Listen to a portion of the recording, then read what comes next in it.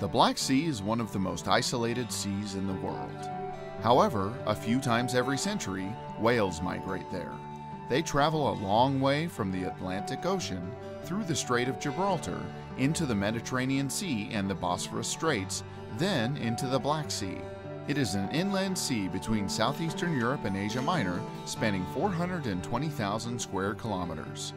If the whales were always guests and visitors, one land-based predator was long the master of this huge area, the Bulgarian boyar Dobrich-city from the late 14th century. He often crossed the Bosphorus on the way to the Mediterranean, where he was a conqueror, not a guest. The prince's dreams of conquest disturbed even the mighty admirals of the Genoese fleet. Dobrich-city, who succeeded his brother Balik, ruled one of the three countries at the time which called themselves Bulgaria. The German knight Hans Schildberger described the political division of the Bulgarian region in the period before the conquest by the Ottomans of the First Bulgarian Kingdom. Northwest Sveden-Turnovo, Bulgaria, lay against the second Wallachia, Bulgaria, and the third was located where the Danube flows into the Black Sea. Dobruja of Dobrich-city.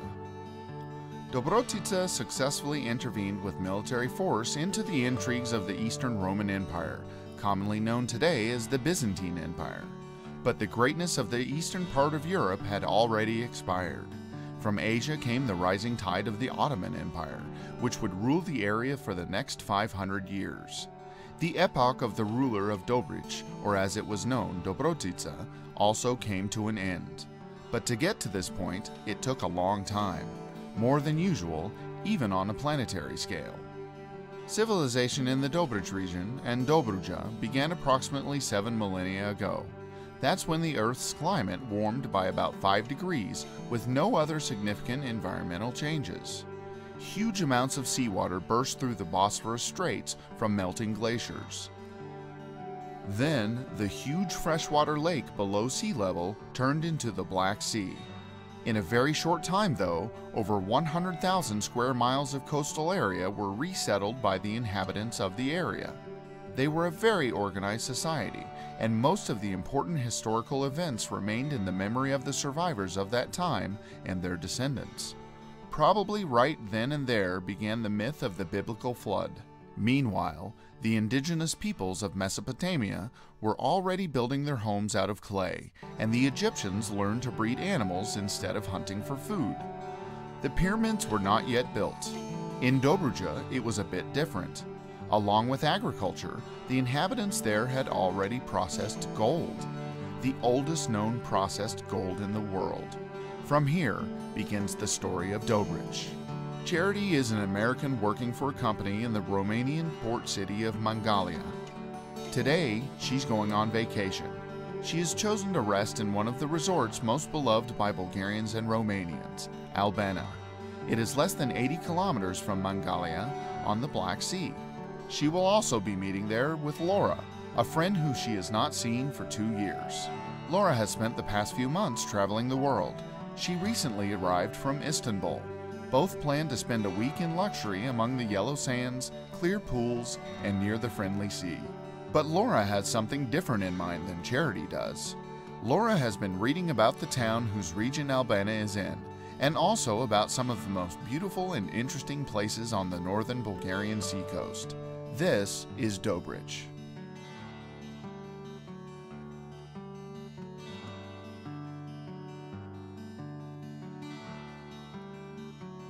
Charity, did you know that only 40 kilometers from here is the town with the oldest worked gold in the world?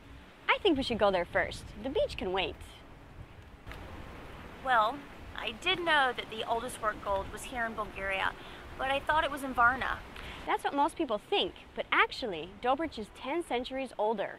Let's head over there and see some extraordinary sights. Okay, well, we're coming back here. This is Dobrich.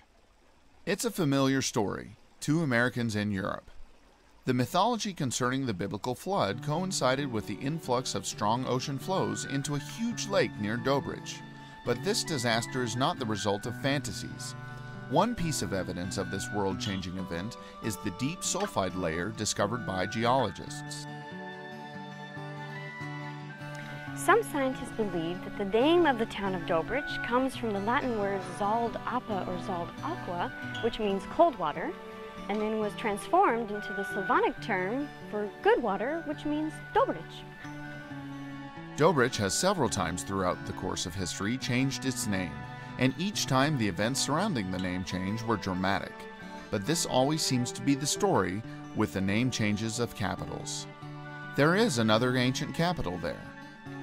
It is the largest city of dead in the world, a prehistoric necropolis near Lake Dobrich-city.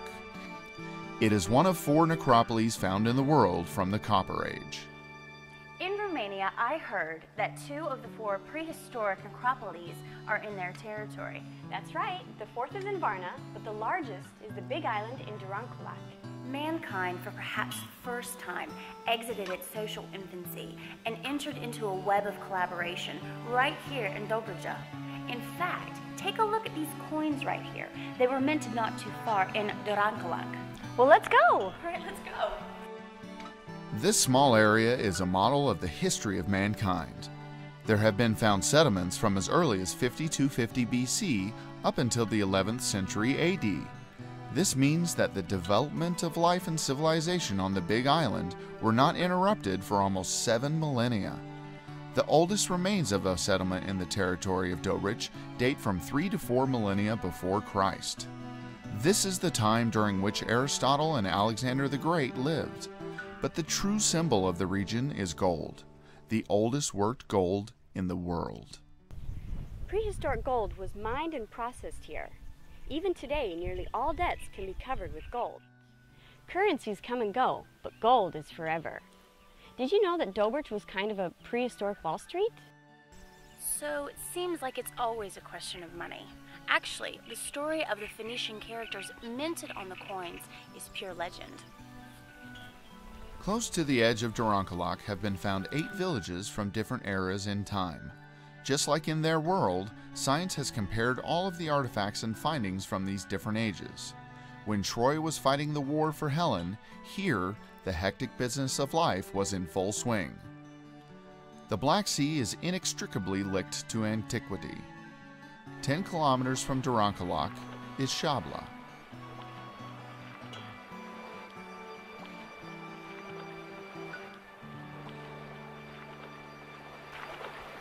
Northeast of the current lighthouse, divers found the remains of marble columns and the head of an owl. At least 5 centuries before Christ, right here in Shabla, the Romans maintained the fire guard, which kept a tower with a perpetual flame. Shabla was the all-seeing eye of the Bulgarian Black Sea coast. Here we come to something more ancient. The Via Pontica is a highway to Africa for migratory birds. It is so called after the name of the Roman road that began in Constantinople and linked to the present Romanian coast. But birds have flown over it from time immemorial. The next event in the lands of northern Dobruja is the foundation of the state of Bulgaria, founded by Khan Asparuk. Khan Asparuk traveled thousands of kilometers with his army, women, children, and livestock. He was looking for a suitable place to establish a new state. Now, when he saw the area of Dobrich, he fell in love with it.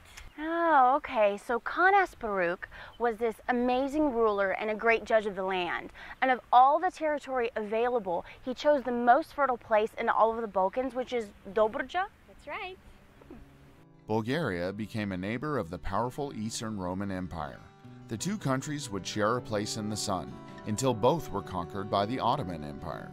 But before that happened, there were momentous events which changed the history of Europe. In the 9th century, 2 Roman men of direct Slavic ancestry created the prototype of the Cyrillic alphabet. To this day, many people use the script, from Bulgaria to Mongolia. The prototype Glagolithic alphabet is one of the fundamental keys to European speech and writing, along with Greek and Latin. The alphabet's founders were Kirill and Methodius. After a long and complicated controversy, the brothers persuaded Pope Adrian II that each culture had the right to worship God in their own language, as it is called in some places canonical, such as Greek, Latin, and Hebrew. A new alphabet meant spiritual independence for a huge amount of oppressed people of different nations. After the death of the brothers, the Catholic clergy began persecutions against the brothers' students. At the time, Khan Boris was the local ruler and made a radical move in his country. He converted the pagan Bulgarians to Christianity. The converted rulers harbored followers of Kirill and Methodius and provided them excellent conditions to promote the new Bulgarian alphabet. Bulgaria became a key European country. Boris accepted the Christian name Mikhail. Years later, he passed on his monarchy to his son Simeon and humbly retired to a monastery to become a monk.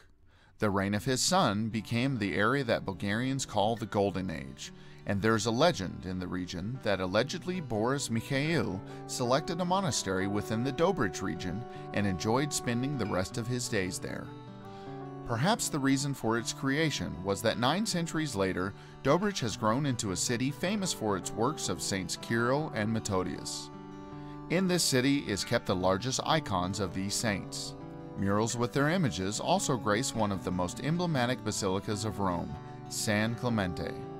There, in 869, was buried Kirill. Most of the icons in Dobrich depicting the Holy Brothers are from the 19th century. Christianity in southern Dobrich has a strong tradition. In the canyon along the dry riverbed, resident monks established monasteries of rock. These monasteries are amongst the first of their kind not only in Bulgaria, but also in Europe. Nearby are the remains of different civilizations. In ancient times, this was a reservoir of southern Dobrich. For centuries, there have been accumulated cultures, religions, and traditions in the area. In the area is also found one of the 2 most bi-religious and revered shrines, Akyazali Baba and Saint Athanasius. It was a Muslim monastery, or tekke, at the end of the 15th century. For centuries, it was a cult center derived of various Muslim orders that belonged to the mystical Sufism.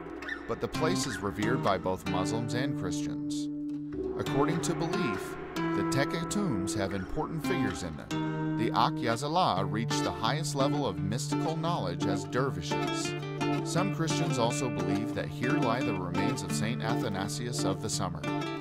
Others are convinced that in this place are also buried Saint Athanasius the Great, Patriarch of Alexandria. In the early 15th century, much of the Balkans fell under Ottoman rule. Though doomed, half a century before, Dobrotitsa's Dobrujtan kingdom experienced a real boom. Piracy became state policy, such as we see in the purest form 200 years later, during the time of Francis Drake and Queen Elizabeth. The capital of the kingdom became the impenetrable fortress of Kaliakra.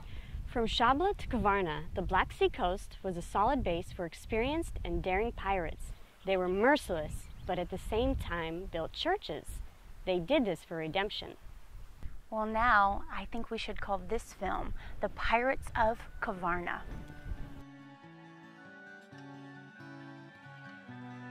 Genoese and Venetian pirates also struck back and made raids along the coast. But during the last 30 years of the 14th century, this region was booming. They built ships to export grain and imported perfumes and spices. And then, the Bulgarian state fell, conquered by the Ottoman Empire. Several decades later, Dobrich reappeared out of nowhere. For the Turkish founder of Dobrich was considered to be Hagioglu, a traitor. Constructed fountains suggest that long before Hagioglu came here, the territory of Dobrich had been populous. When Dobrich was refounded by the Turks, this time it was called Hagioglu Pazarjic, there were 14 working fountains. Oh, so the modern equivalent of something like basing a city in a place where there are 14 metro stations. Turkish trading settlements were made here, called Pazarjic from the Turkish word of pazar, meaning market. Hagioglu didn't trust only his own predictions for the prosperity of the city. He probably found and approved the area for the market himself. The Hagioglu Pazarjic quickly became a center of weaving, homespun tailoring, leather, cooperage, and marketing of agricultural products. It became a key city in the following centuries. It helped Dobrich become a spiritual center for Orthodox Bulgarians during the early Ottoman rule.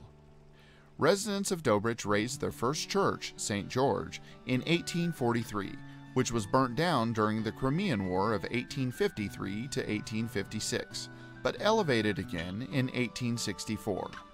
Such was the fate of the Armenian church, St. Ovanes. Architecturally, it is one of the most interesting buildings in the town of Dobrich. It was built in 1894 on the site of an older church from the 17th century. It was built by Italian masters. The undisputed spiritual symbol of the town is the Church Holy Trinity. Completed around 1910, a plethora of the most remarkable artists of Bulgaria throughout the 20th century participated in her building. Chief architect Petko Momchilov, only 28 years old, won a competition against Gustav Eiffel. His are some of the most emblematic buildings of Sofia and Varna: the Synod Office, the Central Baths, Alexander's Hospital, and the Varna Girls' School. The icons are by Господин Zhelyaskov. Zhelyaskov was the winner of a competition held amongst the Holy Synod of the Bulgarian Orthodox Church. He moved to Russia, where he was spotted by Ilya Repin himself, the author of the best-known portraits of Tolstoy and the masterpieces Berlatsi at the Volga and Kazakhs writing a letter to the Turkish Sultan. The artist invited the young Bulgarian to his master class. Relations between the two grew into friendship, and the maestro kept in touch from a distance. The icon painter would baptize his two daughters with the names of Repin's daughters, Vera and Nadia. In Bulgaria, he had the honor of being amongst the few Bulgarians who participated in the painting of the patriarchal church St. Alexander Nevsky, the cathedral in Sofia, and to this day, the most impressive on the entire Balkan Peninsula. The painter died in a terrible manner, but to the end he had his brush in his hand. He slipped and fell from scaffolding while painting in the Clisura Monastery. When the people speak of the Holy Trinity Church, locals imagine the modern architectural form. The prototype of today's church was a small prayer cell built in 1783 during the darkest period of the Ottoman domination. A larger building was raised in 1860 and was opened on May 11th. The date is not just random, but special to Dobrich. This is the day of the feast of Saints Kirill and Methodius. 100 more years pass. The city experienced its ups and downs. Even when it fell outside the territory of Bulgaria, it was still strongly Bulgarian. And the inhabitants never stopped celebrating the day of Kirill and Methodius. But surprisingly, during the last century, no new church has been built. The population has grown tenfold and demanded another place of worship. In 2010, a new cruciform church, St. Clement Ochridsky, was opened to believers. It was named after one of the disciples of the Holy Brothers. During the 9th century, Pope Adrian II personally ordained into the priesthood Clement, Archbishop of Ohrid. Icons in St. Clement are from the 18th century by the painters Stefan Ivanov. The history of these icons is as bizarre as the lives of the saints which they depict. Shortly after their creation, they were transferred to the Bulgarian church in Istanbul. A century and a half later, during the 1980s, the communist authorities in Bulgaria started to change the names of ethnic Turks born in the country. One of the goals was to drive them back to Turkey. Communists called this the revival process. Diplomatic relations between Turkey and Bulgaria were sharpened. The icons disappeared. Bulgarian secret services managed to find them after more than 20 years. They finally reclaimed them from an antique dealer in Berlin. And here again is the link between Dobrich and Kirill and Methodius. The authorities decided to endow the recently reclaimed collection of icons to the newly built Clement Ochridsky Church, named after the student of the brothers Kirill and Methodius. The temple contains pieces of the relics of Saint Sergei Radonezhky, canonized by the Russian Orthodox Church in 1452. Another saint is far more important to the city. St. George is not only an ancient church, but also the name of one of the first parks in Bulgaria. This garden city was founded 11 years before the liberation of Bulgaria from Ottoman rule in 1867. After a century and a half, it is still a blessed place to Dobrich. It was built by following all the rules of European traditions. In this pleasant and cool park, many important visitors have enjoyed a stroll. The writer Yordan Yovkov. His works are amongst the most sentimental and sensitive Bulgarian classics. Although not born in Dobruja, he was forever fascinated by this most fertile, but also much bloodied, land. Yovkov was involved in 3 wars. He described his experiences in short stories without hatred of the enemy and with compassion towards the soldiers on both sides. Sympathy for the fallen enemy has been a part of the mentality of the people in this region. A terrible event for Dobrich and the whole of southern Dobruja began: the Romanian occupation. In 1878, when Bulgaria had just been released from 5 centuries of slavery, in the village of San Stefano at the Sea of Marmara near Istanbul, a peace treaty was signed to end the Russo-Turkish War. This heralded a new era for Europe. Bulgaria was resurrected. Montenegro, Serbia, and Romania received full independence. Britain, Austria-Hungary, and other major powers were entangled in complex and secret negotiations. They literally began to draw the future borders of Europe on a map. They did this to keep the balance and diminish the threat of a new global outbreak of war. The most compromised was the future of small, newly liberated nations. The result was that Russia regained the territory lost from Romania after the Crimean War, southern Bessarabia. In return, the Romanians received part of northern Dobruja, which was inhabited by Bulgarians. Conflict between Romania and Bulgaria was inevitable at that point, and all the Balkan nations were destined to become a part of it. In 1913, the inevitable Second Balkan War began. Greece, Serbia, and Montenegro allied against Bulgaria. Just when Bulgaria was fighting to the west and the south of the country, Romania attacked from the north. Southern Dobruja, and with it its chief city of Dobrich, were doomed. They fell under Romanian occupation. 3 years later, during World War I, Bulgaria declared war on Romania and took back their territories. 3 years later, during World War I, Bulgaria declared war on Romania and took back their territories. The Kingdom of Bulgaria became an ally of Germany, Austria-Hungary, and the Ottoman Empire against the Entente, Russia, Britain, France, and the other Balkan countries. Dobrich also has another very important event in Bulgarian history. The historical value of Dobrich is epic. Near Dobrich, Bulgaria managed to defeat the Russians, the Romanians, and the Serbs in World War I. Dobrich was relieved just 3 days after the start of the war. Bulgarian troops found the bodies of hundreds of civilians killed by retreating Romanian troops, just left in the city. But there was no time for tears. The Allies began an immediate counterattack. At first glance, the battle for the Bulgarians seemed impossible. Against them were amassed numerous superior forces: the Romanians, the Russians, Serbs, and Croats.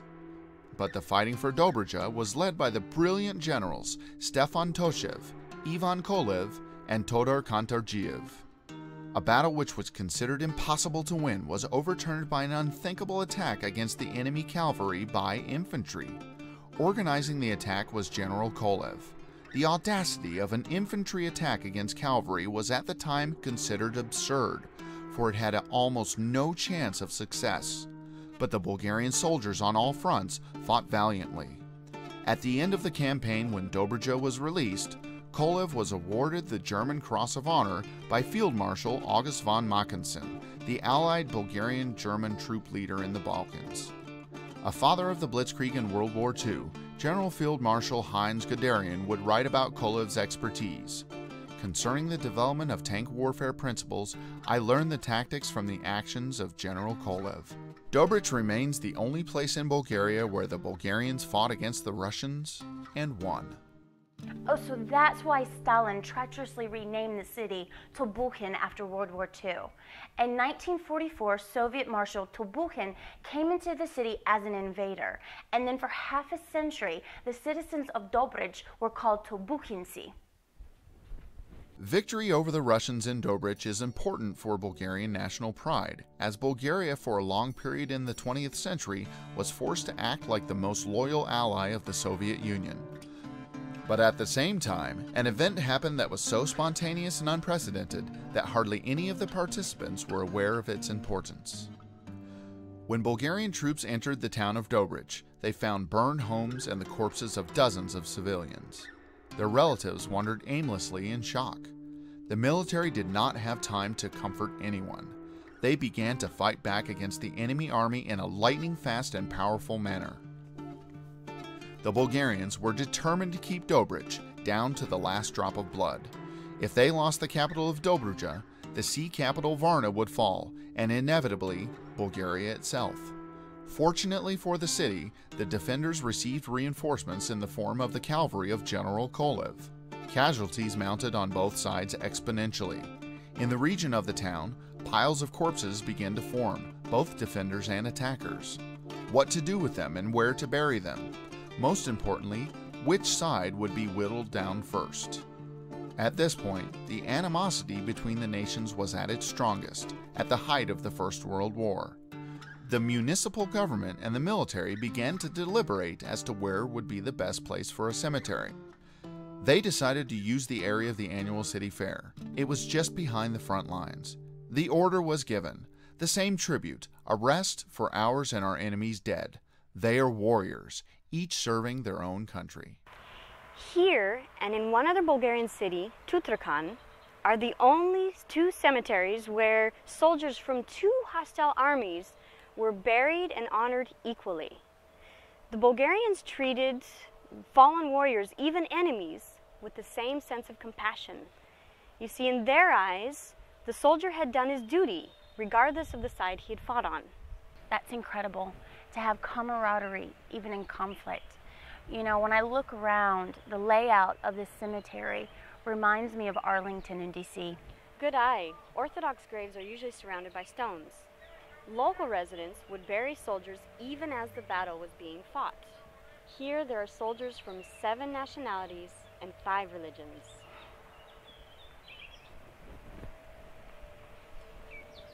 The living reconciled their differences with the dead. Today, the cemetery of Dobrich is visited not only by tourists. The descendants of the victims from all sides often meet when visiting their ancestors. Finally, it appears that the deaths of these young men of the First World War brought about the peace which lasts even today. Even the borders of countries were contingent on their sacrifices. The Bulgarians won the battle, but not the war. They were again on the losing side.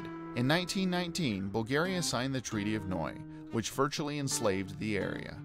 Southern Dobruja was lost again, and it would take 20 more years before the area was again Bulgarian territory. Let me show you something that you can't find anywhere else in the world.